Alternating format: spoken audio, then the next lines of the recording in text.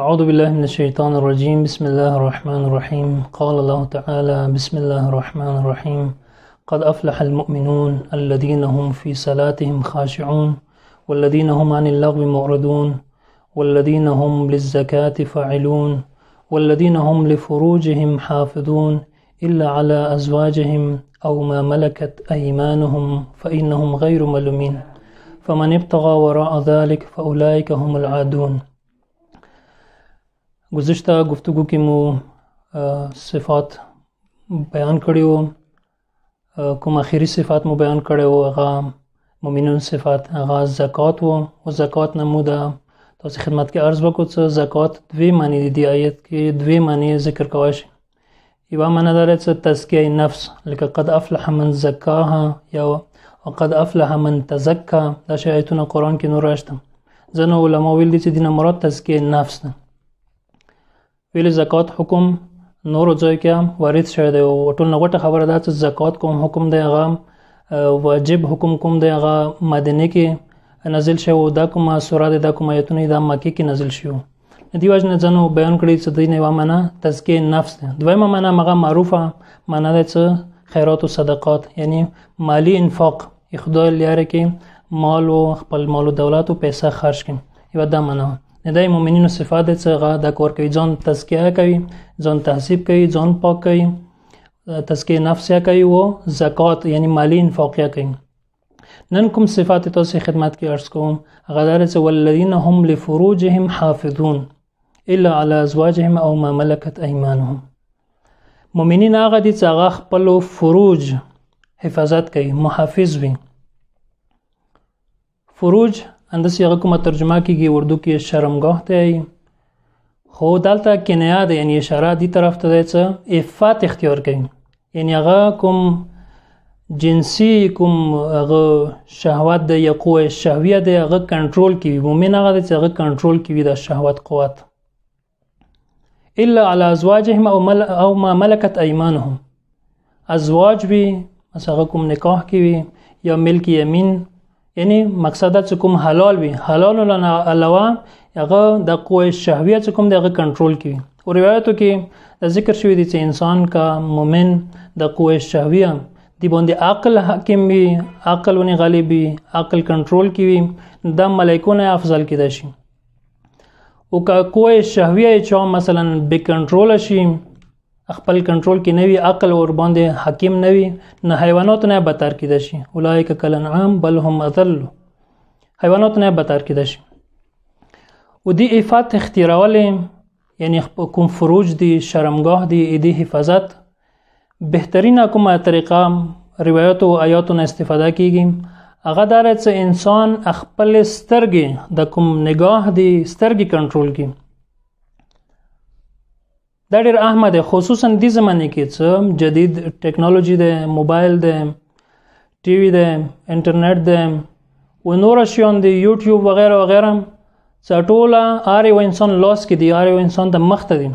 دې زمانه کې ډېر اهم ده چې دې آیه باندې عمل وشي او د صفات انسان ځان کې پیدا کړي او مؤمنینو صف کې شامل شي. والذین هم لفروجهم حافظون. یو طریقه مو ذکر کوو چې څنګه حفاظت وکي فروج او خپل شرمگاه یا د کوم شهوت ده قوه شهویت کوم ده د څنګه کنټرول کی. دې کنټرول څه طریقه ده؟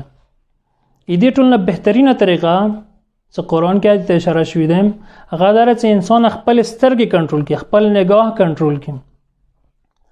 کسترګې انسان کنټرول شي ویل چې سترګې چې کوم دي چې مفتاح او یو چابي ده، ټوله پیغامات چې کوم ته زړه ته وړي، قلب ته وړي، هغه سترګې دي.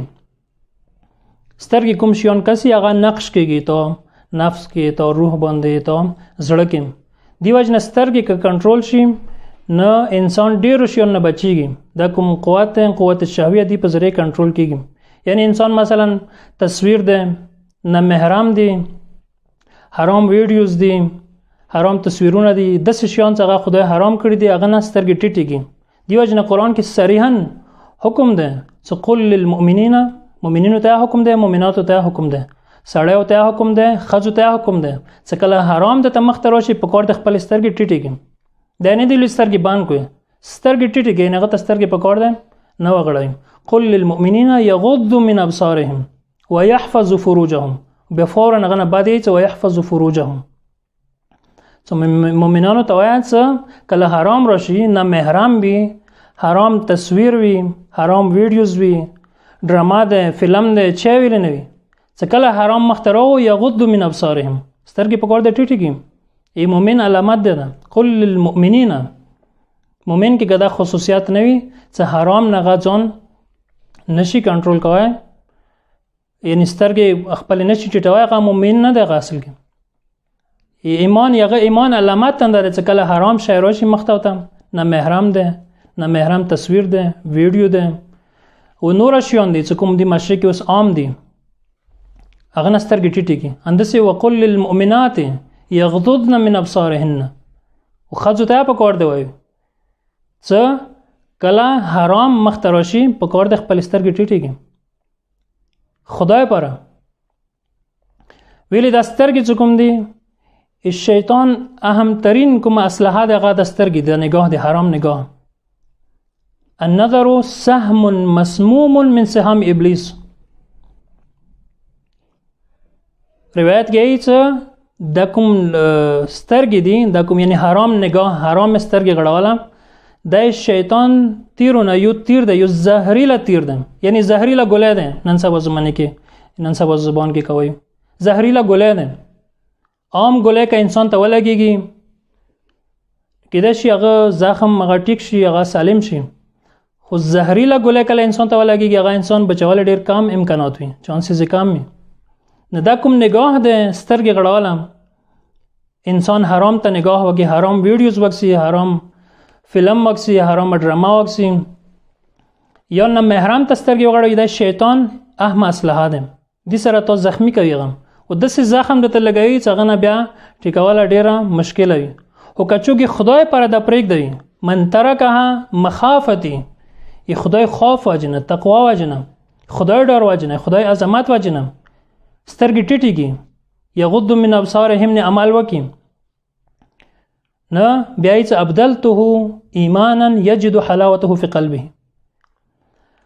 چې خدای پره دا سترګې ټیټې کړي نغه ته به داسې ایمان داسې زه ایمان عطا کوم، داسې ایمان ورکوم چې هغه حلاوت هغه لذت به هغه خپل زړه کې هغه محسوس کړي.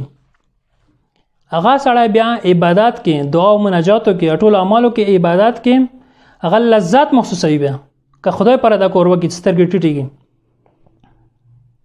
سترګې ټیټول سترګو کنټرول کوله بهترینه طریقه راځي چې انسان والذین هم لفروجهم حافظون باندې عمل کوي شي. اهم ترین شی سترګو کنټرول کوله ده، نگاه کنټرول کوله ده. څنګه انسان کنټرول کوي؟ اوس ډېر داسې کېدای شي جوانان وي، نوجوانان وي، هغوی وایي چې نه کېږي نه کنټرول، مشکل ده. څو شیانو ته انسان پکار دی توجه وکړي. دغه شیانو ته که توجه وکړي کېدای شي انسان مغزه کې بدل شي، منقلب شي او هغه نگاه حرام سترګې ونه غړوي. اول شی دا چې بأن الله یرا، الم یعلم بأن الله یرا.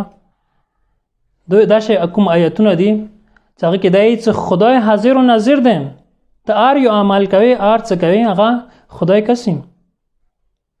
چې کله انسان هغه ټایم نه دا توجه وکړي دې شي ته متوجه شي چې زه د حرام شی د کسو نه محرم ته سترګې غړوم، خدای مې د کسي. الم یعلم بأن الله یرا، دې ته دا پته نشته چې خدای د کسي. یا مثلا یعلم خائنة الاعین وما تخفي الصدور. خائنة الاعین یعنی کوم سترګې کوم خیانت کوي، انسان مثلا سیده روان دی، نور خلکو ته پته نه لګېږي چې نه محرم ته سترګې غړوي، حرام نگاه ده کوي، خو خدای د دې پته لګېږي چې دا د خیانت کوي، حرام نگاه ده کوي. یعلم خائنة الاعین وما تخفي الصدور.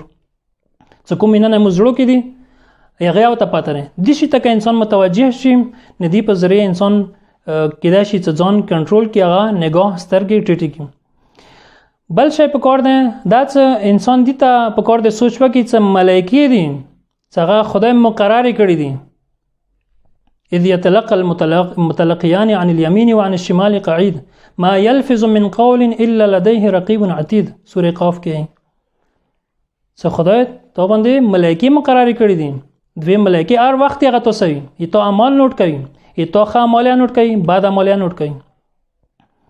دې ته که انسان متوجه وي ما يلفظ من قول الا لديه رقيب عتيد، الا لديه رقیب عتید.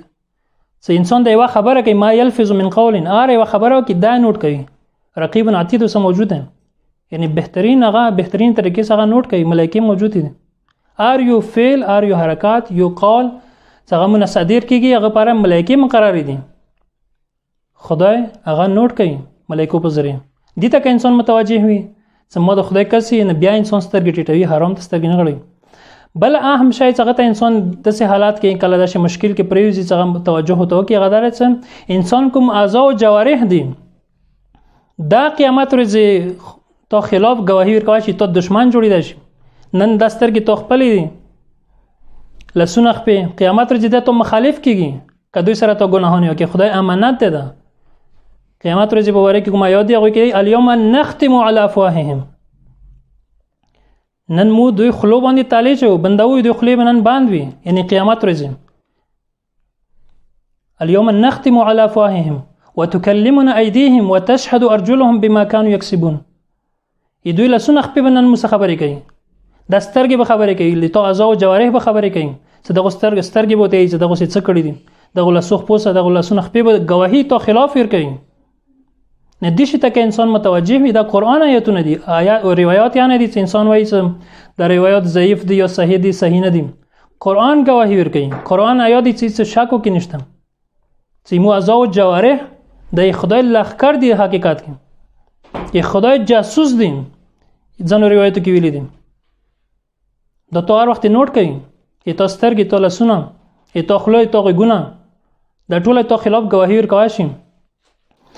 بل هم شاید کوم ده هغه د امام د مکسو ایمو اعتقاد چې امام مهدی علیه السلام، امام مهدی علیه السلام زنده ده، حی ده، هغه نیمو اعمال پیش کیږي، هغه خپکیږي، هغه ته تکلیف رسیږي،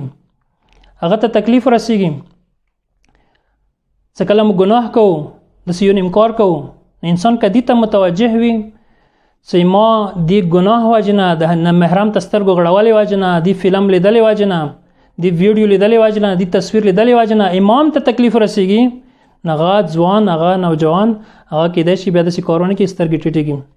دغه شیانو ته انسان څه متوجه وي، انسان خپل نظرونه یعنی کوم د نگاه دی هغه کنټرول کوي شي، خپل سترګې کنټرول کوي شي. او دینه علاوه انسان په کار دي ته متوجه وي چې نن مداستر کې وغړولې د ارزي لذت ورته ملاو شو، او وهمي لذت ورته ملاو شو، یو مادي لذت ملاو شو. هو جنت کې هغه نعمتونه حور العین نه بز محروم کېږم، هغه نه بز محروم کېږم. د لحاظ نه که انسان دغه شیانو ته متوجه شي نه انسان د خپل سترګې خپل نگاه چې کوم دی دا کنټرول کوي شي. والذین هم لفروجهم حافظون الا على ازواجهم او ما ملكت ايمانهم فانهم غير ملومين فمن ابتغى وراء ذلك فاولئك هم العادون.